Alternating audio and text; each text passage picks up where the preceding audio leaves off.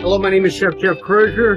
Today I'm going to cook for you broccoli cheddar soup, the ultimate comfort food. Let's get cooking. Broccoli cheddar soup, one of my favorite comfort soups.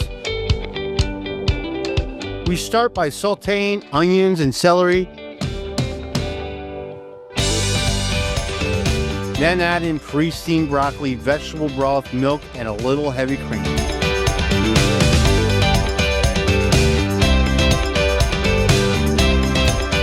And of course, don't forget the cheddar cheese, cheesy goodness. Once everything's in the pot, bring it up to a boil, let it simmer, and give it a good burr mix. And season it the way you like. This ultimate fall creamy broccoli cheddar soup, a classic comfort food. Hot, delicious, and absolutely cozy.